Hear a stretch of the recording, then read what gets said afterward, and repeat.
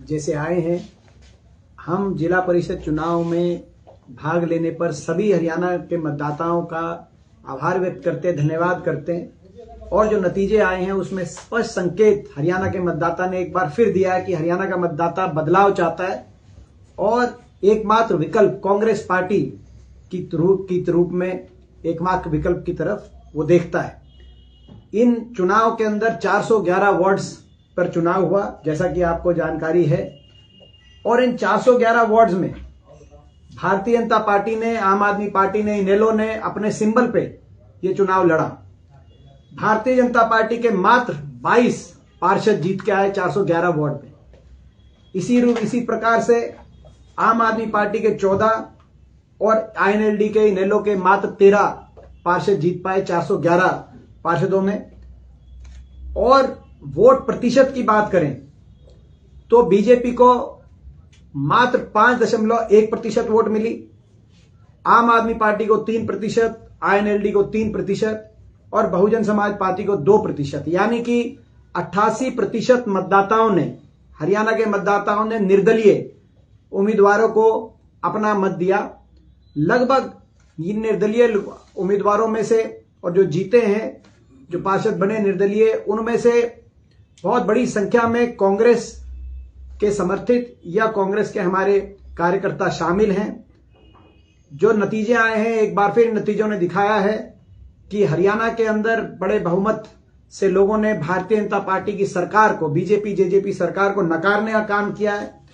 भाजपा सरकार के बड़े बड़े मंत्रियों के परिजनों को हार का मुंह देखना पड़ा है, सांसदों के परिजनों को हार का मुंह देखना पड़ा है, जेजेपी के प्रदेश अध्यक्ष से लेकर जेजेपी के मंत्रियों के परिजनों को भी हार का मुंह देखना पड़ा है। यहां तक कि जेजेपी के आज प्रदेश अध्यक्ष निशांत सिंह जी का बयान है कि मेरे परिवार में कोई हारा तो क्या हुआ, भाजपा के भी लोगों के परिवारों में से लोग हार गए। तो ये स्थिति आज हरियाणा के अंदर आई है।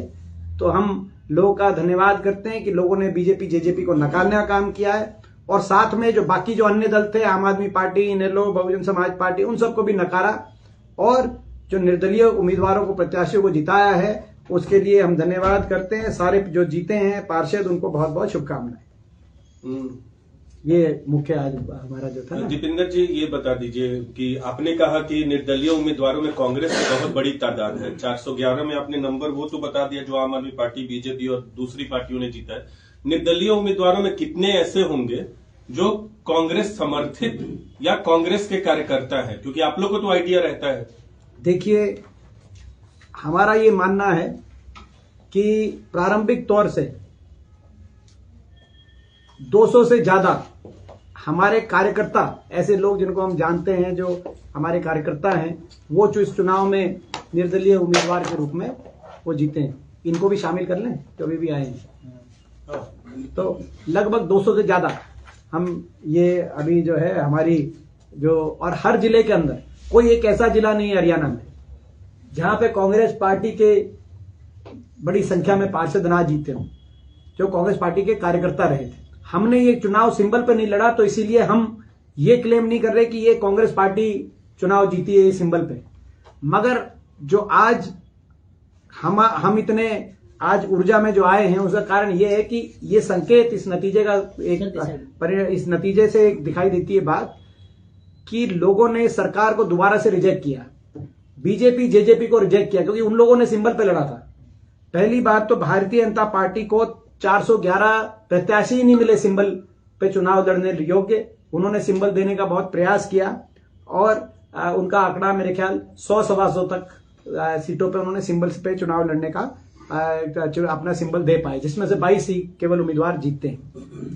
तो सरकार के लिए इतना बड़ा झटका, मैं नहीं मानता कि इतना बड़ा झटका जब से सरकार ये बनी, इतने बड़े बहुमत में लोगों ने सरकार के उम्मीदवारों को हराने का काम, चाहे निकाय के चुनाव आए हों, चाहे वो लोकल बॉडी के पंचायत के चुनाव आए हों, चाहे वो मेयर के चुनाव में, हमारे 3-4 चुनाव होते हैं हरियाणा में, जैसे कि आपकी जानकारी है। लेकिन इससे ये स्पष्ट है कि ग्रामीण अंचल में लोग बदलाव चाहते हैं। और जो आदमपुर का नतीजा आया था, ये उसी के आप जो है अगला एपिसोड इसको मान सकते हैं।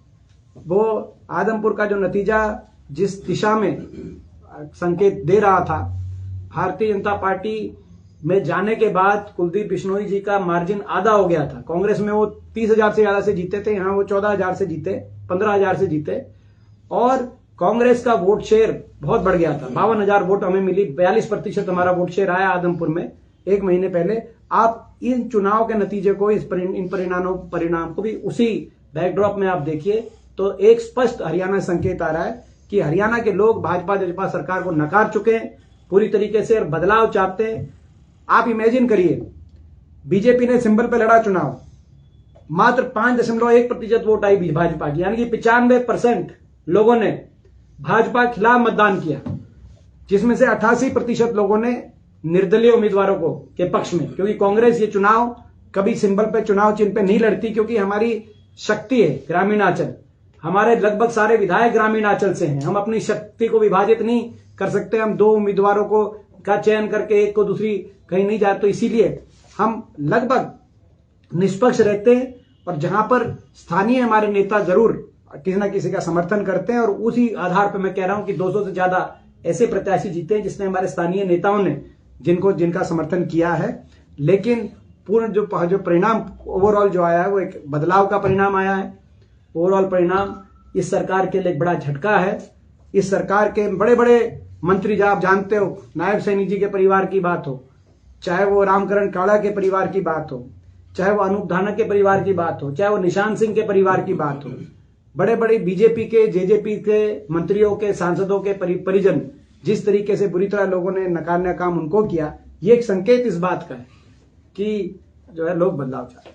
2024 कहीं सिंबल पे लड़ना चाहिए था, क्या स्ट्रेटेजी में? नहीं, हमारी कांग्रेस पार्टी की बहुत ही ये सफल रणनीति का हिस्सा है, क्योंकि हम हरियाणा के ताने बाने को जानते हैं। हम कहीं जो है ये हरियाणा की कांग्रेस पार्टी की रणनीति हरियाणा में बैठ के बनती है, कहीं और से नहीं बनती।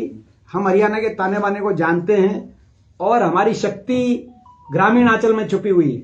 हम अपनी शक्ति को में के बंटवारे को नहीं देखना चाहते, हम शक्ति को विभाजित होते हुए नहीं देखना चाहते। हमारे 2 अगर उम्मीदवार हमारे टिकट मांगते हैं तो या कहीं 3 मांगते हैं, कहीं 4 मांगते हैं, तो हम उनमें से एक का चयन करके इस हमारी जो शक्ति है वो भाजपा को सत्ता से बाहर करने में हम संगठित रखना चाहते हैं। जब बीजेपी से लड़ने की बारी आती है, चाहे वो बड़ौदा के उपचुनाव की बात हो, चाहे आदमपुर के उपचुनाव की बात हो, तब हम सिंबल पे, चाहे वो उपचुनाव हो, चाहे वो बाकी चुनाव, तब हम सिंबल पे जरूर हम चुनाव को लड़ते हैं। मगर पंचायत और जो जिला परिषद के चुनाव हैं, इन चुनाव को कांग्रेस पार्टी रणनीति के तहत हम आईना दिखाना चाहते थे। आज 90% लोगों ने जो बिना सिंबल के निर्दलियों को जिताने का काम किया है। हरियाणा की जो सबसे बड़ी खबर है वो ये आप चलाइए कि निर्दलियों को लगभग 87-88% लोगों ने वोट दी। ये इतना बड़ा प्रतिशत में निर्दलियों को भी वोट नहीं मिली होगी। और कांग्रेस अकेली पार्टी थी जिसने सिंबल पर नहीं लड़ा, बाकी पार्टियों ने सिंबल पर लड़ा, लोगों ने उनको रिजेक्ट करने का काम किया। ये संकेत इस बात का कि एकमात्र विकल्प भविष्य के लिए अगर हरियाणा में कोई है तो कांग्रेस पार्टी है, और इसीलिए हम चुनाव के नतीजों से इतने उत्साह में। 2024 विधानसभा चुनाव का असर पड़ेगा इस चुनाव को? 2024 विधानसभा चुनाव से पहले ऐसे नतीजे कांग्रेस पार्टी के लिए बहुत ही उत्साहवर्धक हैं, और ऐसे नतीजे 2024 का आपको अंदाजा दे रहे हैं कि 2024 में भाजपा जा रही हरियाणा में और कांग्रेस आ रही। ठीक है सर, और आम आदमी पार्टी भी सिंबल पे लड़ी। हाँ।